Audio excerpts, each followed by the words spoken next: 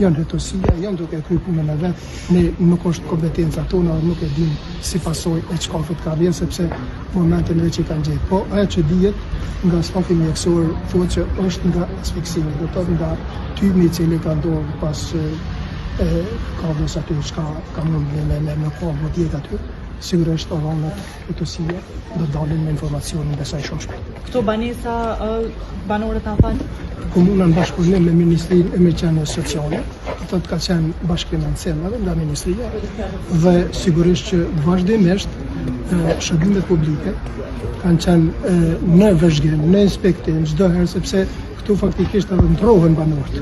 Do të banesat nuk i kanë të hershme, këtu i kanë sipas nevojës. Momenti që bën një zgjidhje, lirohet banesa, vjen dikush tjetër. Dhe për qytetarët e Punës Malishevës, po sigurisht edhe për gjithë qytetarët e Kosovës, fatkeqësisht sot nga asfiksimi i zjarrit në një banesën e tyre kemi 3 viktima, babojnë me 2 fëmijë, vajzën dhe djalin.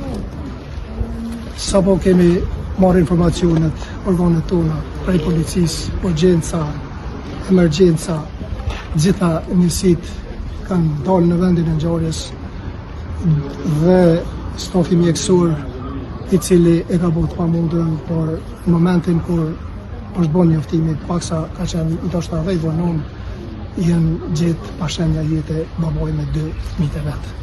Ky është ai informacioni, tash policia, hetësia, prokuria, gjithë ata janë duke kryer punën e vet, edhe ne lutemi edhe i bëjmë presion që sa më shpejt të zbardhet rasti, si ka rrjedh, qysh ka rrjedh, ajo çka është e rëndësishme që gjitha organet kanë qenë në vendin e ngjarjes në kohën e duhur, por fatkeqësisht ka qenë e pamundur që t'i shpëtojnë 3 jetë. Unë në emrin tim personal edhe të kryetarit Kastrati, i cili është për juve media se keni bërë presion vazhdimisht me thirrje, sigurisht kryetari Kamëngjesi është i shtrirë për një trajtim mjekësor në spital, edhe besoj shumë shpejt do të del ditët e dijen. Në emrin tim, edhe të kryetarit Kastrati, por edhe gjithë qytetarët e Punës Malishevës, i shprehim ngushtimet më sinqerta familjes Berisha. Cilat janë